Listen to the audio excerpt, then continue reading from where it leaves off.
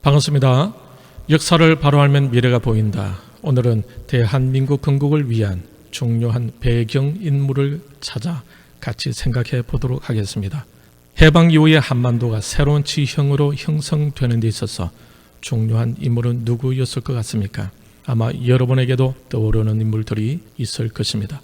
여러분도 알다시피 해방 이후에 한반도의 북쪽은 스탈린으로부터 파견받은 김일성, 본 이름은 김성주죠. 이 김성주에 의해서 북쪽에는 공산주의 체제로 조선인민민주주의가 세워지게 됩니다. 지난 시간에도 잠시 언급했듯이 그 당시 칼 마르크스에 의해서 창시된 공산주의는 전 유럽을 붉게 물들고 있었고, 그 붉은 물결은 소련 스탈린에 의해 조직적으로 한반도의 북쪽을 점령하고 있었습니다.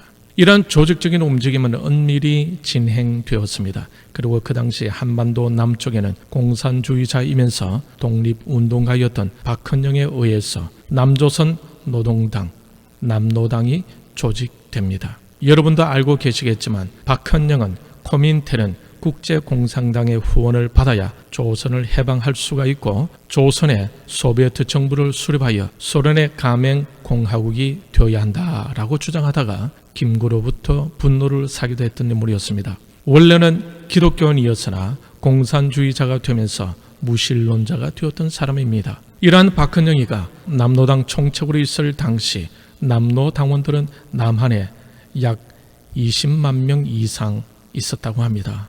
제주도 4.3 사건 때만 해도 제주도에는 6, 7만 명이 남노당에 가입하였다는 기록도 있습니다.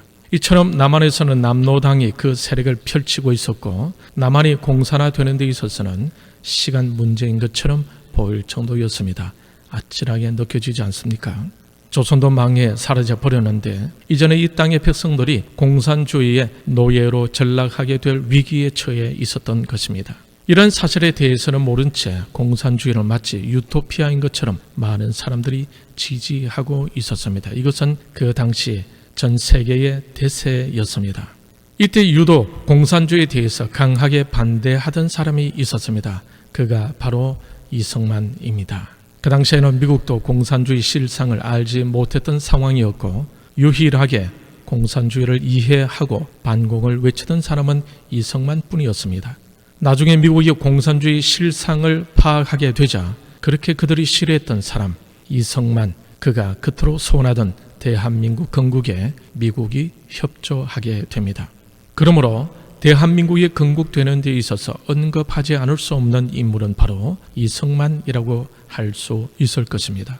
이승만이 없었다면 당시에 반공을 외치는 사람이 없었으니 남한도 공산화되지 않았을까요? 그래서 누가 뭐라고 해도 이승만은 대한민국 건국에 있어서 중요한 인물로 생각하지 않을 수가 없는 것입니다. 그러므로 오늘부터 이승만을 생각해 보면서 대한민국이 건국되어가는 과정을 같이 살펴보고, 나중에 김구 선생에 대해서도 같이 생각해 보도록 하겠습니다. 이승만은 1875년에 태어납니다. 일본과의 강제적인 강화도 조약이 있기 1년 전입니다. 이 강화도 조약을 통해서 비로소 쇄국 정책의 고삐가 풀리게 되고, 강제적이라 하더라도 조선의 근대화가 비로소 시작됩니다. 이러한 일이 있기 1년 전에 이승만은 몰락한 왕족 세종대왕의 형이었던 양녕대군의 16대 손으로 태어납니다.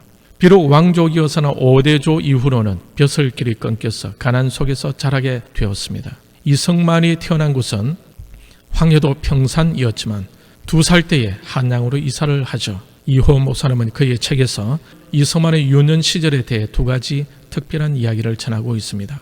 하나는 이승만의 영특함입니다. 모친에게서 천자문을 배우는데 6살 나이에 천자문을 모두 외워서 부모를 놀라게 했습니다. 그의 부모는 이웃 사람들을 초청해서 잔치를 베풀었고, 동네 사람들은 신동이 났다고 하면서 함께 축하해 주었습니다. 그때 천자문을 암송한 뒤에 이승만은 어머니로부터 한시 짓는 것을 배운 대로 다음과 같은 시를 지었다고 합니다. 바람은 손이 없어도 나무를 흔들고, 달은 발이 없어도 하늘을 건너간다. 그 후 이승만은 질병으로 인해 고생하게 됩니다. 그런데 그것은 서양 문명의 첫 번째 만남을 갖게 되는 계기가 되었습니다. 한 번은 이승만은 시력을 잃을 뻔한 위기가 있었습니다. 6살 때에 천년두에 걸렸다가 회복되었지만 그 후 빨갛게 달군 쇳덩어리가 양쪽 눈을 찌르는 듯한 심한 통증을 느꼈다고 합니다.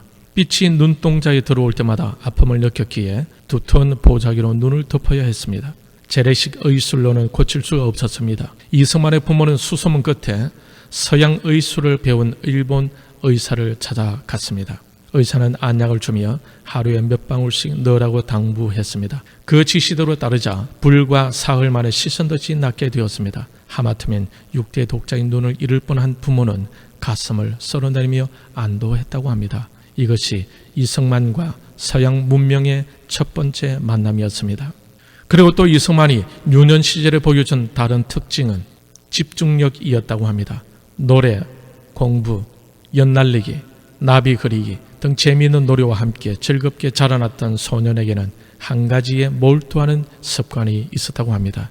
서당 선배 신공의 권유로 동양의 고전 삼국지를 손에 잡자 완전히 그 속에 빠져버렸습니다. 그 뒤에도 수호전, 서상기, 전등신화 등의 계속해서 매료되었다고 합니다. 이원 목사는 서종조가 말하는 것을 다음과 같이 기록해 두고 있습니다. 그의 모든 열중은 한 번 시작되면 마치 흠뻑 못에 반한 것과 같았고 또 사실로 그는 모든 것에 반할 수 있는 성격을 갖춘 소년이기도 했다. 이렇게 자란 신동은 천재로 자라나게 됩니다. 이승만은 학생들 중에서 항상 학업 성취에서 수위를 차지했다고 합니다. 17살 무렵에는 동양의 경전인 사서 삼경을 모두 뗐습니다. 당시의 양반 자제들의 공부는 오롯이 과거 시험을 위한 것이라고 해도 과언이 아닐 것입니다. 이승만도 부모의 기대를 한 몸에 받으며 계속해서 과거에 응시했습니다. 하지만 늘 낙방하고 맙니다. 이승만의 과거 시험에 도전했던 그 어느 해 15만 8,578명의 응시자 가운데 합격자는 겨우 5명 뿐이었습니다. 그러나 높은 경쟁률보다 더욱 심각했던 것은 부정부패였습니다. 조선 왕조 만력, 과거 제도 자체가 썩을 대로 썩었던 것입니다. 권문 세가에서 태어나지 않으면 과거 급제는 꿈같은 일이었습니다. 이승만과 같이 가난하고 힘없는 청년들에게는 과거 급제라는 것은 거의 가능성이 없었습니다. 제출한 시험 답안지는 보지도 않고 덮어버리는 것이 예사였습니다. 급제는 모두 시험관에게 바치는 금품으로 팔렸기 때문입니다. 이승만을 절망하게 했던 과거 제도는 1894년 역사 속으로 사라집니다. 갑오 경장으로 추진된 개혁으로 과거 시험이 폐지된 것입니다. 당시에 진행되고 있었던 역사의 흐름을 잠깐 되짚어 보면 1882년에 일어난 99군대의 봉기, 이모군란으로 인해 청나라 군인이 조선에 들어오게 되고 그 조선은 청나라의 식민지나 다름없게 됩니다. 그러면서 조선은 영국과의 1, 2차 조약을 맺게 되는데 이 조약은 구한말 조선의 재정을 극도로 악화시키는 결정적인 요인이 됩니다. 그러면서 왕실의 매매 관직이 이루어지게 되고 돈으로 관직을 산 관료들의 백성들에 대한 약탈은 매우 심각해져 가고 있을 때였습니다. 이것에 대해서 프레드릭 맥켄지는 아무런 편견이 없는 관찰자라면 오늘날 한국의 독립을 상실한 것은 대체로 왕조의 부패와 취약성의 원인이 있다는 사실을 부인할 수 없다라고 말했습니다. 이런 분위기에서 나라를 바꾸어 보자는 일념으로 김옥균을 중심으로 한 개화파들의 쿠데타가 1884년 12월에 일어났었고 그러던 중에 1891년에는 러시아에서 시베리아 횡단철도가 착공이 됩니다. 그러자 일본은 러시아와 전쟁을 하기 전에 청나라를 먼저 쳐서 조선을 청나라에서 분리시켜 놓아야 한다고 생각하게 되죠. 그런 와중에 1893년 이승만이 19살 때에 국내에는 동학농민 봉기가 일어나게 되고 그 동학농민을 진압하기 위해 고종은 청나라의 협조를 구하고 고종의 요청으로 청나라 군사가 조선으로 들어오게 됩니다. 그렇게 되면서 일본도 조선의 군사를 파견하게 되면서 청일 전쟁이 시작되게 된 것입니다. 이 전쟁에서 청나라와 일본 중 어떤 나라가 승리하게 됩니까? 일본이 승리하게 되죠.